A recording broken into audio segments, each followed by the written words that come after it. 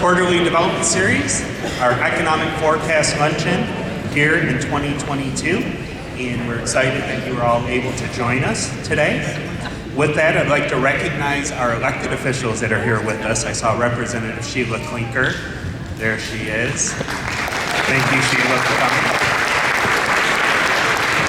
I know Mayor Roseworski had something come up, and our city clerk, Cindy Murray, was planning on joining too, but I don't think either of them were able to make it. From the City Council of Lafayette, we have Steve Snyder and Kevin Klinker. We can give a round of applause for them.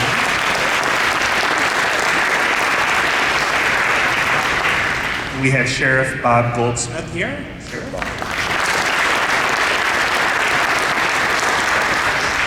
And that was our purvey of the registration list. If I missed anyone, I apologize. But it doesn't look like it. Thank you all for coming today. And thanks for the support of our elected officials. They're important in the work that they do for us. So before I hand it off to Tim Newton, I'd like to recognize our sponsors who have made this event possible, starting with our series sponsors, who have sponsored the entire quarterly development series for 2022. We're thankful for their partnership, and we look forward to their future support as well. So please hold your applause until the end. APL Cargo, IB Tech Communications, Booth Thompson, Old National Bank, Centier Bank, HWC Engineering, Gutwein Law, Star Associates, Fairfield Manufacturing, Dana Corporation, First Farmers Bank and Trust, Indiana University Health, Kettle Hut Construction, Lafayette Auto Group with the Buick GMC, Ford, Cadillac, on and on and on. Tinmont RAMC, DeFile Federal Savings Bank, Purdue Federal Credit Union, the Tippecanoe Trades Association, Building Trades, and then Horizon Bank, and then DeFile Automotive Group, which has an equally impressive list of brands that they have. Unity Healthcare, Stewart and Brannigan, Wabash, and the Henry Actor. Let's give them all a round of applause.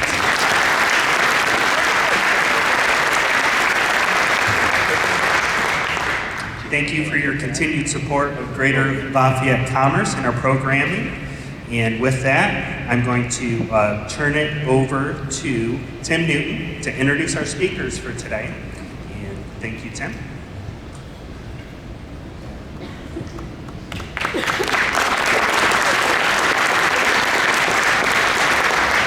Thank you, Scott. Welcome to the Greater Lafayette Commerce Economic Forecast Luncheon. It's great to see Sheila Klinker here. I do believe in the dozens of times I've introduced her over the years, there is an ordinance in Tippecanoe County. If more than 10 people are assembled, Sheila Klinker must be in attendance. So, Sheila, great to have you here. Well, winter has decided to give us a sneak preview today, but we're glad you all made it. Looking at the stock market and the economy in general, I think winter may have come early for many of us, but we'll see which direction our speakers think it'll head as we hear from them next. Our first speaker joined the Purdue faculty in 2013 and was promoted to associate professor in 2019. Her research interests are in macroeconomics, monetary economics, international economics, and search theory. Her current work examines the emergence of an international currency and the role of monetary policy on currency competition, the adoption of new forms of electronic payments, and an experimental study on competing means of payment. Would you please welcome Professor Cathy Zhang.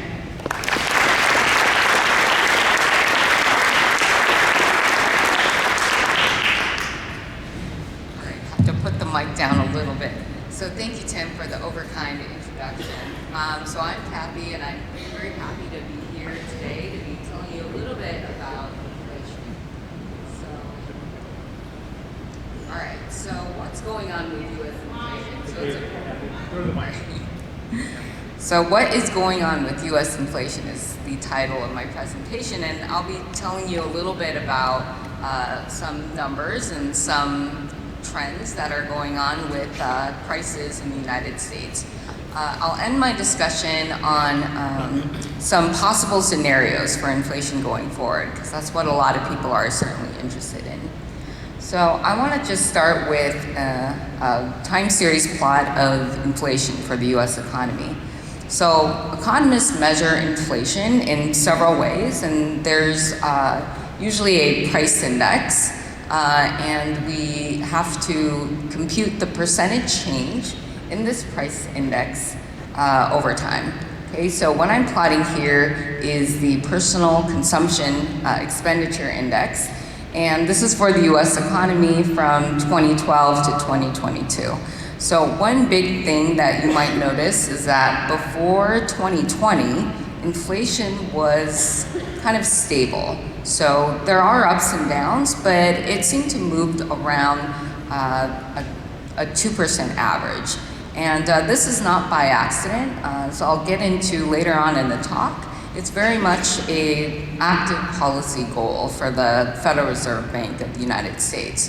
So the Federal Reserve are responsible for implementing monetary policy for the US economy, and there's been a 2% inflation target, at least in recent times. And so the relatively stable inflation rates is in part due to active policy making by the Fed to keep inflation in this average 2% range. So as we all are painfully aware of, 2019, COVID-19 hit, and there was a shutdown of the economy in 2020 that persisted until 2021, and we're still seeing and observing some of the implications.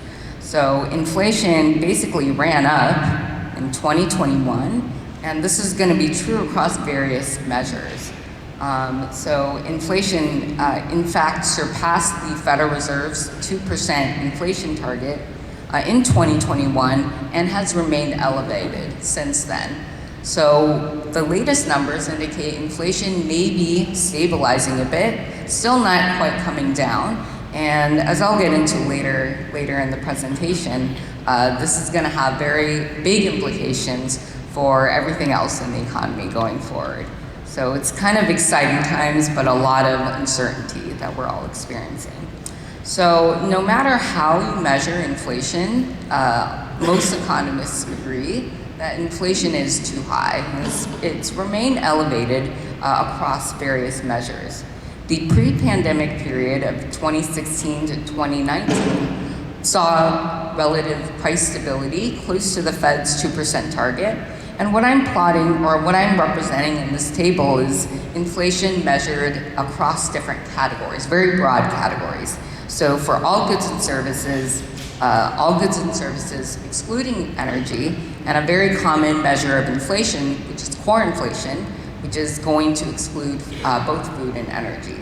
So in 2020, we saw a slight disinflation as basically the economy came to a halt. Right, so firms stopped producing and people also stopped working. So there was lower demand for goods and services, and so that brought price pressures downwards. As people started producing again and came back to work in 2021 and 2022, inflation accelerated, and it still remains quite elevated, well above the Fed's 2% target. Across major categories, inflation is also quite widespread. Here I'm representing inflation across the major spending categories: non-durable goods, which makes up 20% of consumption, durable goods, and services. So services are going to make the main component of the personal consumption index. And we see the same pattern once we break down the data further into these different major categories. So durable goods was a big contributor to inflation in 2021 and 2022, as there was a shift in consumer spending from the pandemic and various supply chain shortages. We start to see inflation moderating in 2022, but it still remains quite elevated. And most economists would agree that inflation is uncomfortably high across these major categories. It's interesting to note that services, which is about 66% of the personal consumption index, rose steadily in 2020, and this was mainly due to the lack of demand of certain services that people stopped consuming during the pandemic. right, including restaurant services and travel. You see that inflation now for services is picking up quite a bit in 2022. So once you break inflation down further into more specific categories, then you start to see where these price increases are the most salient and the most painful for consumers. For 2022, food inflation, 14.3%. So all of you guys, when you go to the grocery store, it's pretty amazing to me just how much prices are changing. And how I know inflation is really bad is when my husband even starts to notice that things are getting more expensive. So 14% food inflation is quite high, and so what is gonna take place going forward is gonna really matter for the bottom line for everyday consumers. But another interesting note is that housing inflation also accelerated in 2022, and as a lot of economists argue, there's very important feedbacks between what goes on in the housing market and goods markets. So this graph is also going to point to another type of inflation that we're observing. So the red series is the PCE inflation measure that I've been representing previously. And I guess I didn't know previously, but PCE inflation is the Federal Reserve's preferred measure of inflation. So the CPI inflation is also another measure you may have heard about in the news, and the Federal Reserve just slightly prefers the PCE because it's more representative and also updated more frequently to account for changes in consumer consumption baskets. The blue line is going to be the employment cost index. So you can think of this as a measure of wages or other costs for employers. And what you see is that both series seem to be correlated over time. And wage inflation, just like with price inflation, has been going up since 2020. And right now, and based on the current numbers, again, we see these price indices and inflationary measures stabilizing, but still quite elevated. So no matter how you spin the data, so I've showed you the data just aggregated over time, I showed you the data across different categories, and we can say that inflation across these measures remains really, really high. So that was what I wanted you to take away from all those tables and numbers. And again, well above the Fed's 2% target. Okay, so we see that inflation is really high and higher than what the Federal Reserve wants it to be. So how will the current inflationary episodes end? So that's kind of the question on everyone's mind. Will it be fast? Will it take a long time? And what will be the cost for the overall economy? So I want to paint 3 different scenarios on how inflation might end. So this is going to be based on what we know from history and also what we know about economic theory. So the first scenario is basically the rosiest scenario. And this is advocated by people in the media, this is advocated by the White House, by the Federal Reserve, and by most professional forecasters and embraced by the public. And the reason why this is so embraced, or one of the reasons why, is it basically predicts that there's going to be what's known as a soft landing. So the idea is that the Fed can credibly convey through their actions and through their statements that we're going to get inflation under control, back to 2%. And people are going to believe, at least this is the mechanism, that the Fed's going to do this and set expectations accordingly. So the key mechanism for this rapid disinflation and a soft landing is that the public credibly believes in the central bank. So if everyone believes that the Fed's going to get inflation back under control to 2%, people will stop asking for wage increases, and then firms will stop increasing their prices. So the key is consumer expectations, and the key is credibility. Unfortunately, however, central banks are not perfect. Humans are not perfect. And so whether or not this scenario will transpire, it seems more unlikely as we see more and more of the data. So the soft landing kind of idea is what's been embraced and what a lot of people in the White House and the Fed have been talking about. And again, the key mechanism is credibility and expectations. Scenario 2 is perhaps a bit more likely given what we see in the recent data. So this is known as what people call a hard landing, and I label this Volcker 2.0. So when I tell this to my students, no one knows who Paul Volcker is. It's a bit outdated, so he's even beyond my time. But Paul Volcker was a Federal Reserve chairman, and he's basically infamous for getting inflation under control in the 1970s, but at a very, very large cost. So basically, Paul Volcker implemented very large increases in interest rates. And the reason why the Federal Reserve likes to raise rates to cool inflation is because higher interest rates, this is gonna affect our investment decisions and our borrowing decisions, right? So as the interest rate goes up, firms stop investing, and so this slows down the economy. So Paul Volcker did this, and the consequence was basically a severe recession, several severe recessions. So while inflation came under control, this had a very big cost in terms of employment and in terms of a recession. And so in this scenario, the idea is that we can get back to this 2% inflation target, and it'll take a longer time. So this disinflation won't be as rapid, and it'll be more painful. That's why it's called a hard landing. And again, the key mechanism is going to be disinflation, and it's going to be through extended periods of economic downturn and unemployment. And so this is not the most desirable outcome. But now more and more economists are saying this might be more likely, unfortunately. The third scenario is what everyone wants to avoid. So this is stagflation. Stagflation is a made-up term by economists. It combines the terms stagnant economy and high inflation. So neither are desirable, right? At least with scenario 1, the desirable part is you get inflation under control very quickly, right? Without too much sacrifice on employment. Scenario 3 is the worst possible scenario out of all of these. And here we can get back to the 2% inflation target, or perhaps even a new inflationary target that's somewhat higher. So this 4% inflation target has been kind of been discussed among the Federal Reserve.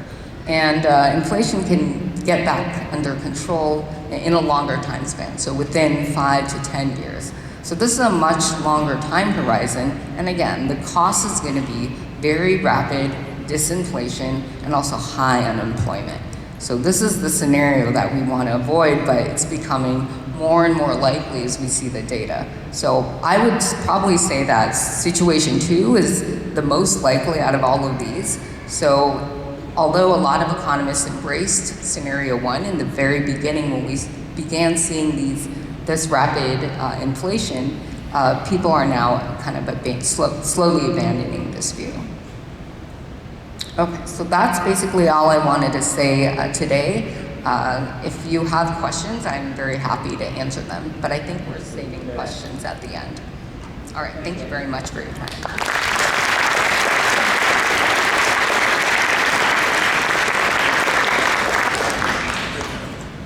Thank you, Kathy. We will have time for questions at the end for all 3 of our speakers, but we wanted to make sure everybody had a chance to hear from everybody before if you have to leave early to get back to your offices. Our next speaker has shared his expertise at the event many times. He came to Purdue in 2007 in the economics department and was promoted to associate professor in 2014. He now serves as the Kozik director of the Purdue University Research Center in Economics, or PURSE. He teaches courses in applied econometrics at the undergraduate, master's, and doctoral levels, and focuses his research on public policy in areas including education, taxation, and labor market regulation. Would you please welcome Professor Kevin Mumford.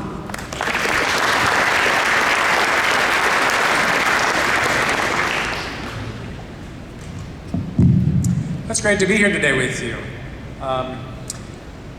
I'm going to start with a picture of, this is the picture of all the deaths in the United States. This is not a particular cause, this is all-cause mortality. So every death in the United States, month by month. I showed this to you last year, and the situation has changed quite a bit. So if you look during that pink section, that's when deaths are elevated above trend. And you can see that there's this seasonal pattern to the deaths as well. Every spike is January, and then there's a drop, that's February. And the reason there's a drop in February is because February is a shorter month, not because February is like better for deaths or something. And then March is higher again because March is a longer month. And the winter is always worse for deaths, right? So you can see every winter in the picture, and then you hit COVID and there's just a lot more deaths. But the really good news here is that if you look at the last 10 months, we're back on trend.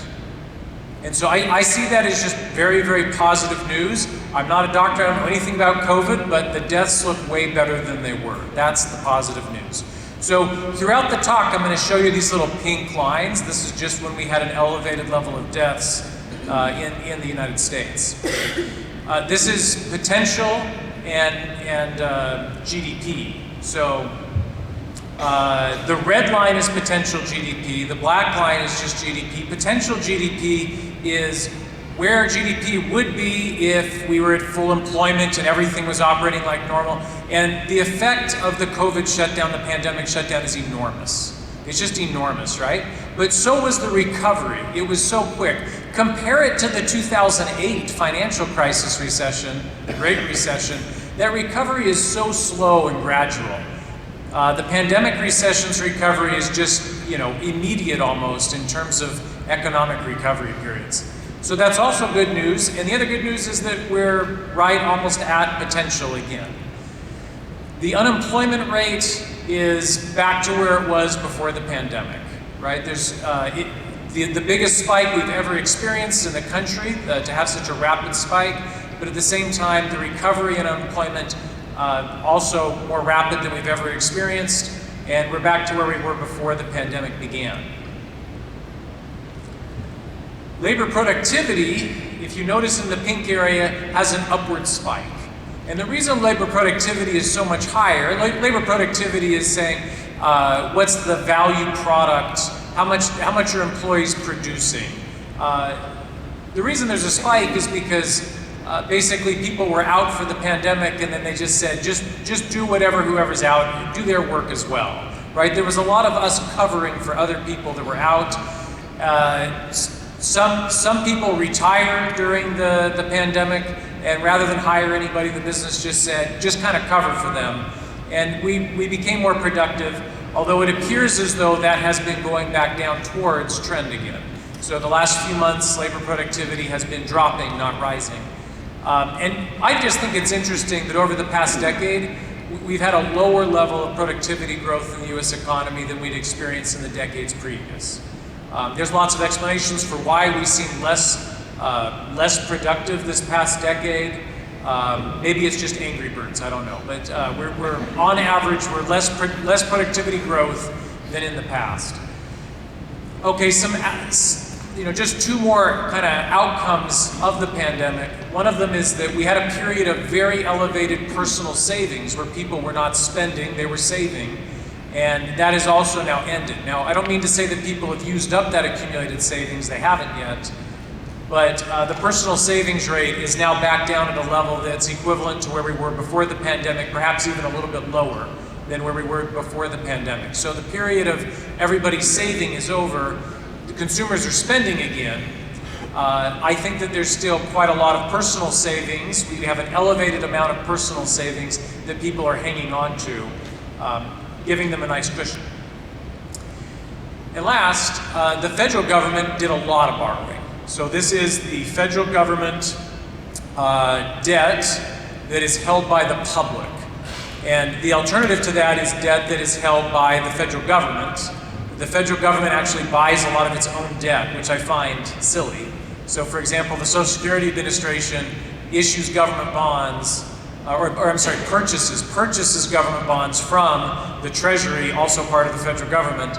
So it's just like an IOU from one branch to another inside the government. This is just the part of debt that's owned by people outside of the federal government. Businesses, foreign countries, individuals, whatever. Notice that it spikes to 100% of GDP, the highest level we've ever had in debt. This spike is happening both during the Trump and the Biden administrations. This is because there's a lot of tax credits, there's a lot of stimulus, there's a lot of pandemic recovery. We get an enormous increase in the federal debt held by the public. And I think that contributes a great deal to inflation, but you should really ask Kathy about that role and how much was that and how much was supply chain issues and so on. But you can see the rapid increase in inflation, and going all the way back to 1990, this is the biggest increase in inflation we've had since then. Okay, so here's what I mostly want to talk with you about. When you look at the civilian U.S. labor force participation rate, this is the total here number of workers, people who are in the labor force. They're either working or they want to be working. You can see that at the beginning of the pandemic, there's a massive drop. And a year ago when I talked to you, it was 4.5 million people in the United States was how big the gap was between where we were, where we should have been, and where we were today. And more than half of that gap has now closed. So the US employment gap is now more like 2 million. That is where we think we should be compared to where we are in terms of labor force. We're about 2 million workers off, which really, when you're looking at the number of 164 million workers, 2 million is not gigantic. For the state of Indiana, that's a gap of about 50,000 workers. That's how big this worker gap is compared to where you would hope we would have been if we had stayed on trend. A year ago, the gap was more than 100,000 workers. It's less than half of that today. So that's good news if you're an employer. To really drill down on that, I love this picture. This is the openings, the hires, and the quits. So the openings to hire ratio a year ago was the highest it has ever been in the history of keeping track of openings and hires. But it's come down somewhat. The number of posted openings has started to decline. The number of hires has started to decline. And the number of quits, one of the things you look for in a recovering economy is you look for quits going up. People quitting their job is a sign that the labor market is tight and that people feel very comfortable enough to quit their job. And that's starting to drop now as well. And so this period of very, very tight labor markets is not over, but it seems to be trending towards being over. Okay, so every time I do one of these talks, I always give you some figures and then I just talk about something I want to talk about. And at previous talks, I've talked about things like skill-biased technological change, occupations that seem to be shrinking and growing. I taught the group one time the solo growth model, which I thought was a lot of fun. We've talked about federal income tax cuts and the effects on the economy. We've talked about Social Security and how that impacts decisions we make for savings. And then also, just most recently, last year, the government response to the pandemic. And today I want to talk to you just briefly about US immigration policy. And here I'm talking about legal immigration, and I think it's very relevant to the labor market and very relevant to what's going on right now in the labor market. So the first thing to say is the pandemic had a really big impact on green cards. So this is people who are going to be granted permanent residence status. There's lots of ways to be able to legally work in the United States, but the green card is the one that says, now you can work here permanently. You can be a regular employee. Many green cards are handed out by employers, essentially, that are sponsoring an employee applying to the government to get that green card. The pandemic shut down a lot of the ability of the government to issue green cards.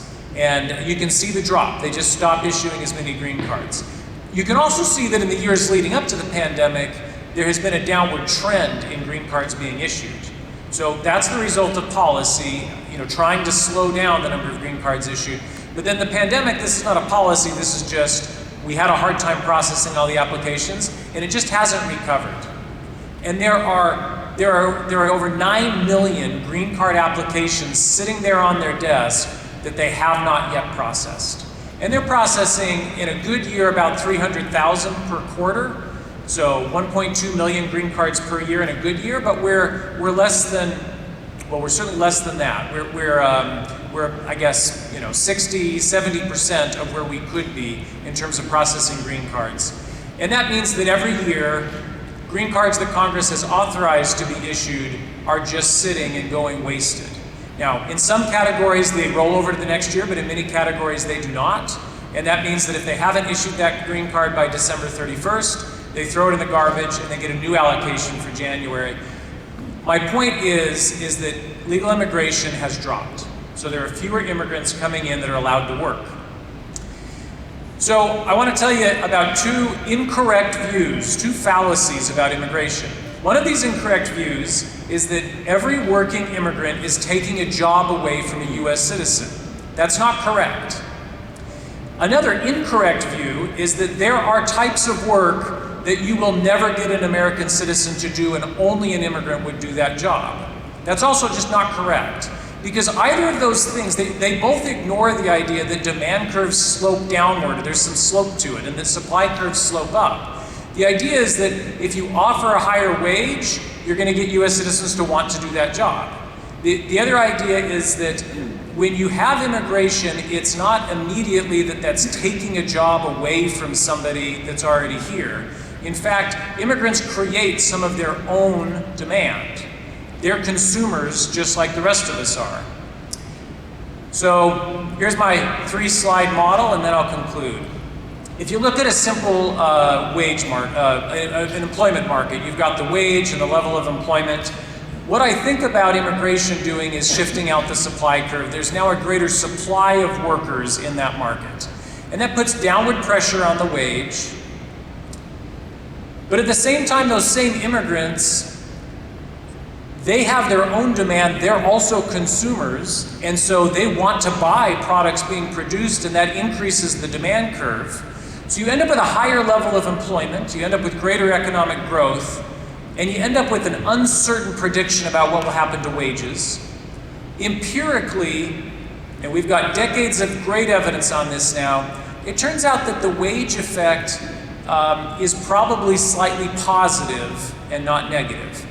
Now, it depends on where you are in the labor market. If you're a high-skilled worker, if you've got a college degree, you're in a management position, and there's a lot of low-skill immigration coming into the country, the predictions are unambiguous that high-skilled workers will benefit a great deal from having lots of low-skilled workers come into the country. On the other hand, if you're a low-skilled worker and it's all low-skilled immigration, the best evidence on that is that there's no wage effect. But I can imagine a scenario in which it could be slightly downward. On average, when you let in the kinds of immigration that we do from policy, which is a mix, some high, some low, all over, a lot of it for family reasons, you end up with everybody's wages slightly going up and no downward pressure for workers. So, to conclude here, winners and losers from immigration. When you allow more legal immigration into the country, workers tend to benefit, particularly high-skilled workers, but all workers tend to benefit from immigration. Capital owners definitely benefit. And when I say capital owners, I mean anybody that owns a business, anybody that has a retirement account and owns stock in companies, anybody that is, running the business, those people benefit a lot from immigration. Homeowners, landowners, people that own property, they benefit because it pushes up the prices for homes. Immigrants that move in need somewhere to live. That means your house goes up in value. The immigrants themselves benefit quite a bit from immigration. If not so, they wouldn't have chosen to immigrate. On the other hand, renters are usually worse off when you allow more immigration. So those who are renting, rental prices go up. People that don't own property, they tend to be those that lose out during periods of increased immigration. And it's unclear if the very lowest skilled workers will benefit, particularly if the immigration is all low-skilled immigration. But in the United States, it typically is not. In the United States, it's typically a mix, and so even low-skilled workers tend to benefit from immigration, although I understand that could be, it depends on the type. It depends on the way the policy is changed. Let me just conclude by saying we have not had comprehensive immigration reform in the United States for the past 3 decades. So I understand that there have been some executive actions that have done various things that you may or may not like. That's not what I'm talking about. What I'm talking about is we haven't changed the immigration system in a fundamental way in a very, very long time. And in a period where we have a shortage of 2 million workers in the country, maybe that's something we should have been talking about. And maybe immigration should be something that the government is allowed to increase or decrease so that employers are not saying, I can't find anybody to work for me, right? When you're in that sort of a situation, inflation is the result because you have to increase the wages for workers. That means you're increasing your prices and you end up with inflation. And you could have changed this labor market gap by saying, you know what, we really need workers. Maybe we should prioritize some additional immigration today. And then when we reach full employment, go back to the old way of doing it, right? But our government has not ever tried a system like that. All right, so that's it for me, and I look forward to talking with you after the session's over. Thanks.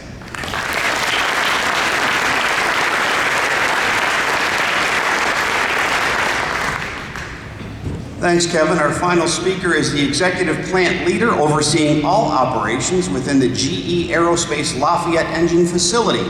His focus is on the growth of the site while maintaining a team culture to meet commitments around safety, quality, delivery, and cost. He began his GE career as a co-op in Terre Haute and then joined the Operations Management Leadership Program, where he progressed through roles in Vermont, Florida, Indiana, and Ohio. He relocated to Lafayette in 2015, and we're glad to have him here. From GE Aviation, would you please welcome Jordan Wysong.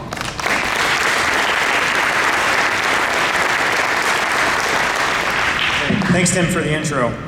Obviously, I'm not qualified to talk about economics, but I do know a little bit about aviation. So I'm here today to talk to you a bit about GE Aerospace as a company. I'm going to give you a little bit of an overview on what we actually do in GE Aerospace. I think GE is a household name. I think everyone knows about General Electric as a company, but I would imagine a lot of people don't know that we also make jet engines, and that's a very big piece of the business. So I'm going to spend some time today giving a quick business overview, then I'll jump into the economic outlook in terms of how we see the future of aerospace. Starting out to help or illustrate really what we do, I wanted to start with the purpose statement for GE Aerospace. So at GE Aerospace, we invent the future of flight, lift people up, and bring them home safely. And I think that's a very powerful purpose statement. I mean, it encompasses everything we do. We invent the future of flight, right? We come up with new technology, more economical, more environmentally friendly technology for the future. We lift people up, right? We're involved in our community. We really try to build up our employees, and then we literally lift people up, put them in the sky every single day, all around the world. And then finally, we bring them home safely. So within aviation, safety is our number one priority. If we have a problem in an aircraft that has 300 people in the sky, we can't just pull over and let everybody out. So safety is above everything at GE. Kind of driving that point home about the corporate responsibility that we have. So within the commercial engine space, which is where the Lafayette engine facility is, there are a total of 39,000 engines in the fleet worldwide. Every 2 seconds, there's an aircraft taking off somewhere in the world that's powered by GE. 3 out of every 4 takeoffs have GE engines on them. And at any given point in time, there's 400,000 people in the world, in the air, somewhere around the world that are powered by GE engines. So more than the entire greater Lafayette community is in the sky right now under our power. So again, just wanted to drive the importance of safety within our operation home. Looking at GE as a company, so it's been in the news, right? GE is splitting up into 3 separate companies between 2023 and 2024. What will be left of the original GE is the GE Aerospace portfolio. That's about a $21 billion business.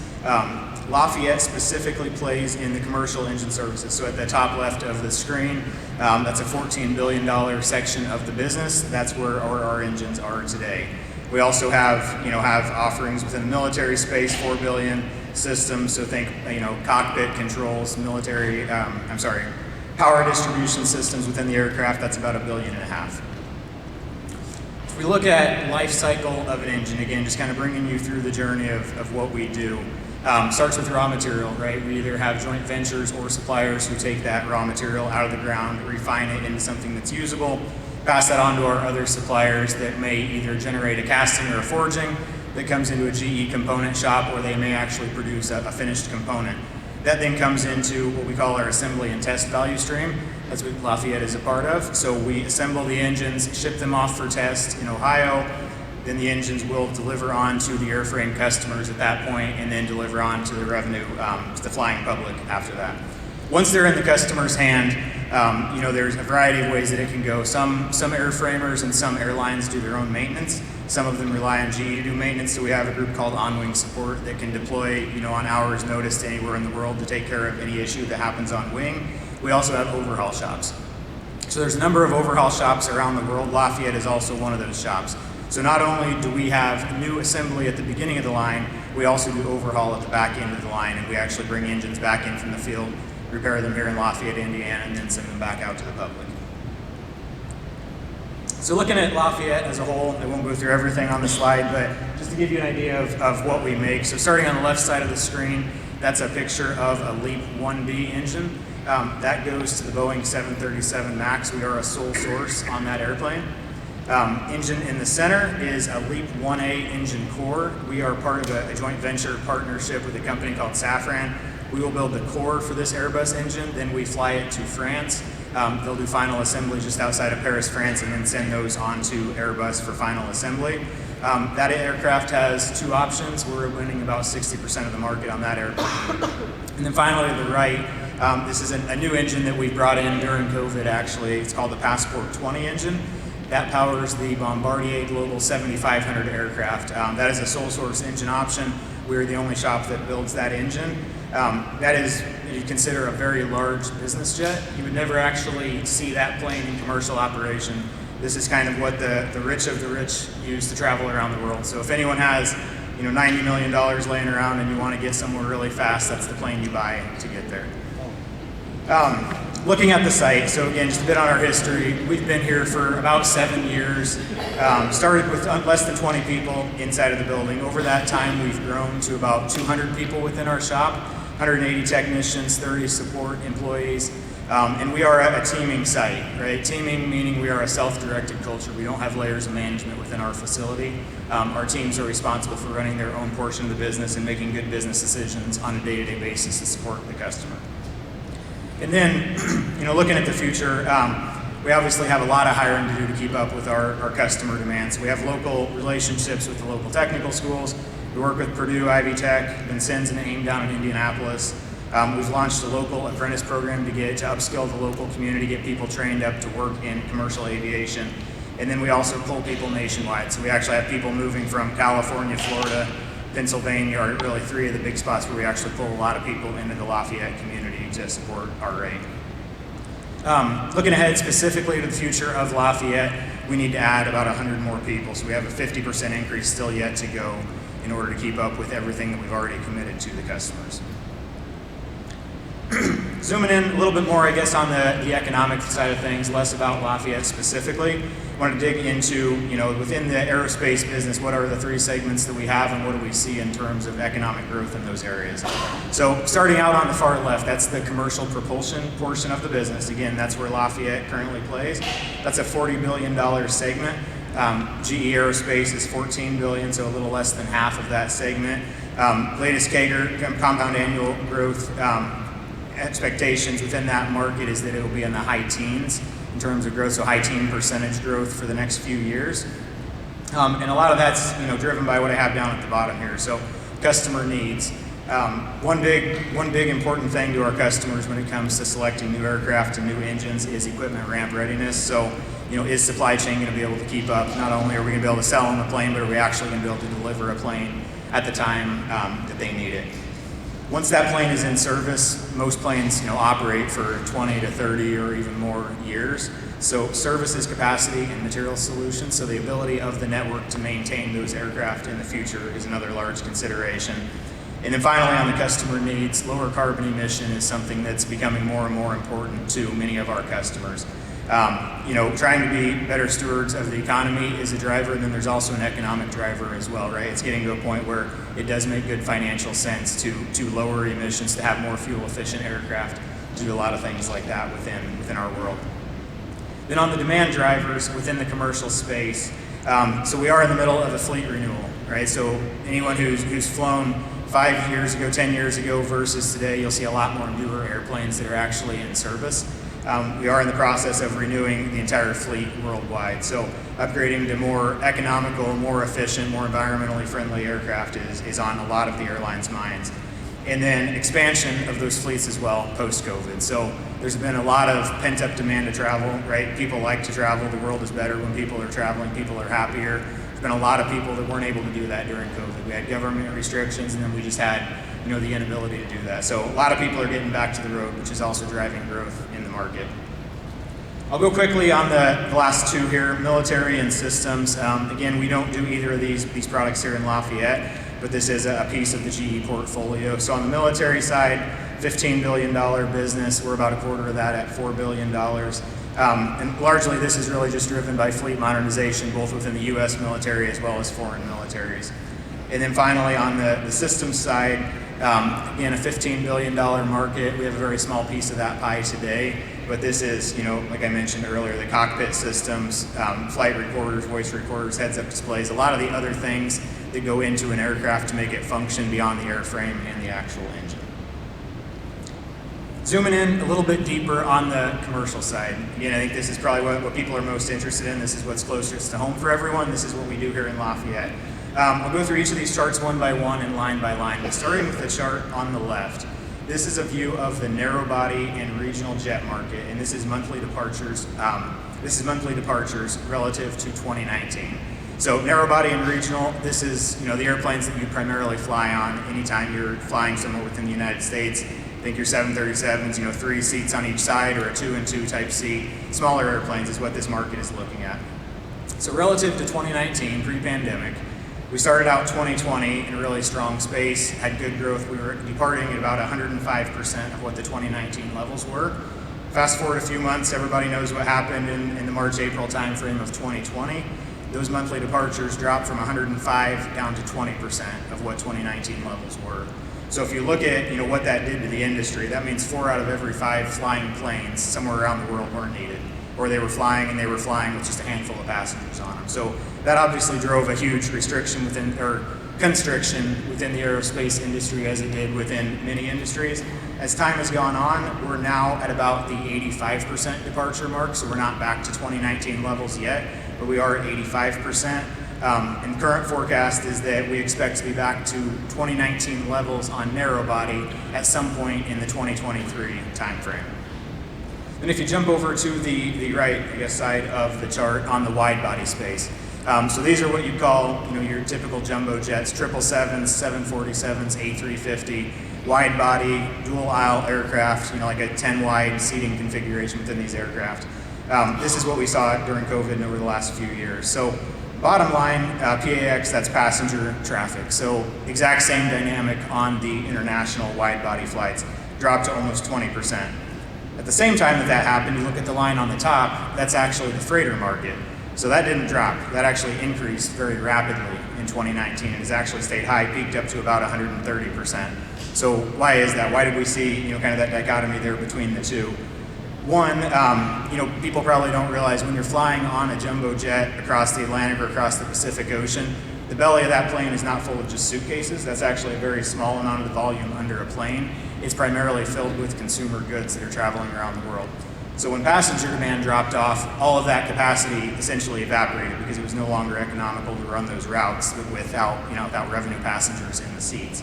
So that drove increase in demand for the freighter market, for your dedicated freighters.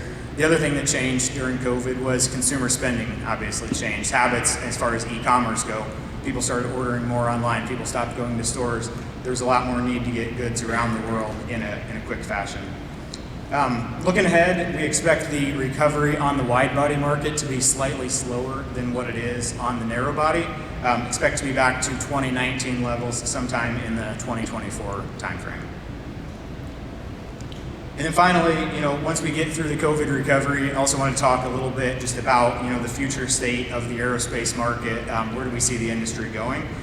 So these are 3 big plays that GE is in the process of developing right now. So this is kind of our heritage, right? This is what we do. We find big problems and we solve those big problems. Lafayette Engine Facility here is actually involved in 2 out of these 3 demonstrator programs currently. So obviously no word on where the work would go in the future, but we are at least part of the discussion and part of the development process. So starting out with hybrid electric. We are in a partnership right now with NASA developing megawatt class hybrid electric propulsion systems. This will be on a demonstrator aircraft, not in commercial service, but on a demonstrator flying in the world, collecting data and really developing out the technology by the end of the current decade. Next item over is hydrogen.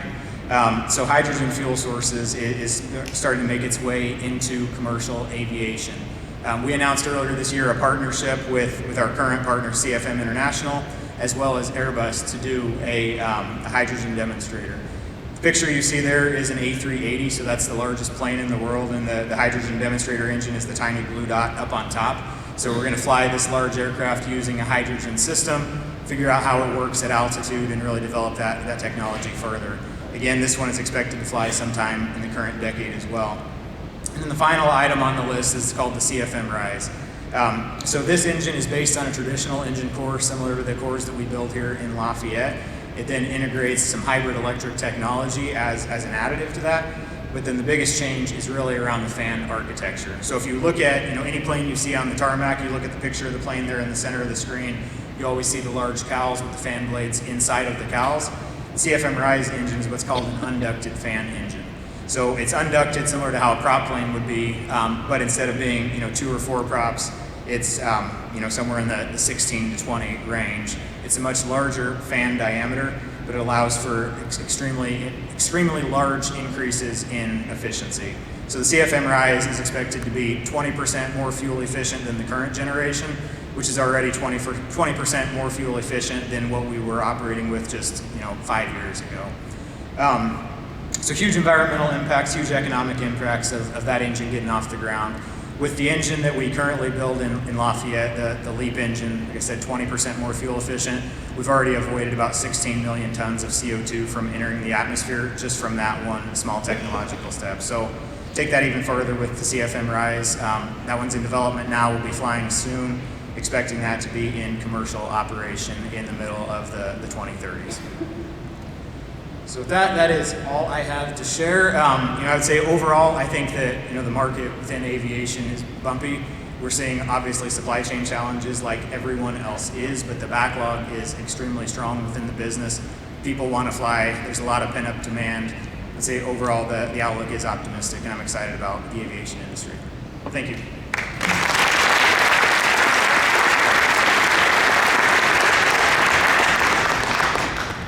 Let's bring Kevin and Kathy back up. We have a few minutes here. If you have questions for any of the 3 of our folks, shout them out and we will try to answer your questions for you. I'm going to ask a question because we have somebody for the airline industry and with 2 economists. How does airline pricing work? Why can I pay $200 in the morning for a flight that costs me $400 in the afternoon? Anybody got an answer for that one? I didn't think so. I'm just kidding. I'm just kidding. Yes, down here. This is for Kevin. The positive 2 million gap in workers that we saw from the $4 million gap, or 4 million people gap to 2 million. Any numbers on the age of that worker? So the numbers you had up on the chart were 16 and above. I'm curious where the 16 to 18, 18 to 25, above 25 is, just out of curiosity, if there's studies on that.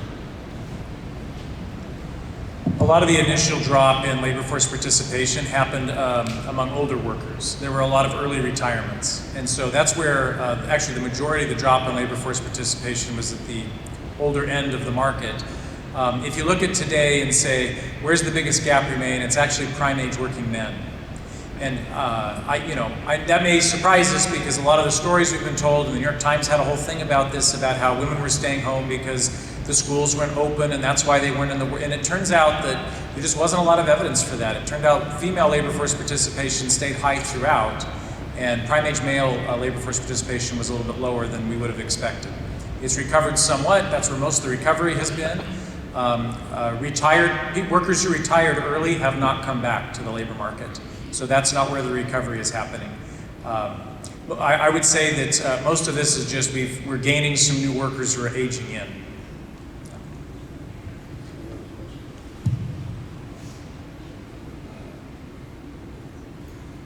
This question's for Kevin too. So it seems like you were insinuating that immigration policy could be implemented, quicker or more effectively by a monetary, policy body as opposed to like a legislative, body. What are the chances of that happening, and how would that, what would that look like? No, that's a good question. It doesn't mean like would the Fed be in charge of immigration policy? They would not. But Congress could empower a regulatory body to be in charge of determining how many green cards above what what they typically authorize. How many additional green cards should we authorize? And they could have some sort of goal of saying we want to make sure that employers have access to the workers that they need. I mean, the easiest thing Congress could actually do right now is that they could just provide immigration, Homeland Security, the immigration services, with enough funding to be able to give raises and hire the people they need to process the applications. Because it's not like there's a shortage of immigrants who want to come in. They have 9 million applications sitting there on their desk. People want to come here, they want to come work here, and we're telling them, no, we don't need you right now. And that's just not the reality. Even though things have gotten better, there's still a pretty significant worker shortage.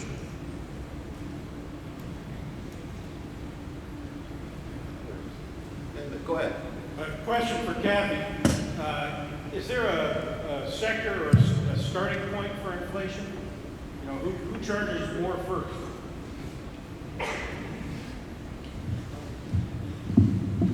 That's a great question. So as I was looking in the data, I was also interested in where we see the biggest spikes in inflation. So what we've seen from the 2022 data is in fact grocery store prices and food prices are usually the first to increase, right? And these are also very salient prices for consumers. We're all used to seeing these prices every day, and they make these high inflation numbers very salient in the minds of consumers. So I mentioned during my talk, and I just want to emphasize this, that expectations are really important here, right? So if consumers believe that inflation is going to go up in the future, they'll go to their employers, ask for higher wages, that puts increased employment costs in the labor market, and then firms are going to pass on these price increases or wage increases back to consumers. So there's a kind of a wage-price interaction here. And economists call this a wage-price spiral that can get out of control if expectations aren't managed properly. So this is the really important role of the central bank and the Federal Reserve to maintain people's expectations and to keep people confident that the economy is going to get back on track. So it's kind of a little pessimistic in the air around us, like given what we see from actual numbers. But I think even in the last statement that the Federal Reserve Chairman Jerome Powell gave, the stock market rallied actually because there was indication that the increases in interest rates that we've been seeing will start to level off. So making sure that people remain confident in keeping inflation expectations in check, this is like one of the main objectives of the Federal Reserve. So great question, thank you. Yes, sir. For Kathy, your thoughts on the future of cryptocurrency? So I get asked a lot about cryptocurrency because I study money in my research, and crypto markets are very interesting, as we all know. So they're very, very volatile, and this kind of gets us back to the discussion of expectations, and expectations are even more important for cryptocurrency. Because think about what cryptocurrency is, right? It doesn't even exist in tangible form. It's kind of all electronic. And so what people believe the price of Bitcoin be in the future will kind of be self-fulfilling. So if a lot of investors have confidence in the price of Bitcoin, they'll buy more Bitcoin, that'll create a run-up of the price, And this kind of creates a bubble. And if people, for some reason, become pessimistic, then the price of Bitcoin will drop. And so how confident people are in the marketplace for cryptocurrency is going to be the main determinant for what we see in crypto markets. Now, a lot of what's going on recently has been kind of tying back with regulation as well, right? So back when cryptocurrency first started getting traded, it was not very regulated at all. And as recent events have made regulators aware, perhaps some regulation is needed in this market because there's not a lot of rules on how people can trade and what the punishments are if people don't trade these securities properly. So it's a very interesting market for economists, and every time I talk about cryptocurrency to my students, their eyes kind of light up and they think I'm going to give them some great investment advice, and it's usually the exact opposite. I tell them, well, if you want a safe investment, probably cryptocurrency is not where you want to put your money. So that's all I have to say about that. Let me slide in one quick question for Jordan. You mentioned, I think you're trying to add 100 What are you looking for? What's the ideal person coming in? What are their skill sets? What's their educational level? Yeah, great question. Thanks for asking that. So I would say, in terms of our growth, in order to work at Lafayette as a technician, you have to have a license from the Federal Aviation Administration. So that is anywhere, depending on your experience, anywhere from a 12-month program to a full 4-year program if you want to earn a bachelor's degree along with that. There's also paths where military veterans can actually use their military service to get the to qualify to go and test with the FAA, which is really a good opportunity to fast track. That's something that we're trying to get more into, is pulling people from the military as they get out and enter the civilian space, get them that certification, and then hire them into Lafayette. As far as the other skills, the softer skills that we're looking for, the ability to build a jet engine is a very small part of the job at our shop. Like I mentioned, we are a teaming site, it's self-directed. So I'd say that finding people who have that work ethic to operate in a self-directed space, to do the right thing, not need a supervisor to tell them what their next task is after they finish, that's important. The other thing that's very important is just the ability to troubleshoot. So we don't have your typical process engineers or your typical quality engineers at the same ratio that we do, that exists in most other GE facilities. So our technicians do a lot of technical troubleshooting on their own. So I'd say a combination of being driven, having good technical skills from a troubleshooting standpoint, and then getting that license from the FAA. Thanks, Tim. I believe our time is up, but before I hand it back to Scott, could we have a round of applause for Jordan, Kevin, and Kathy?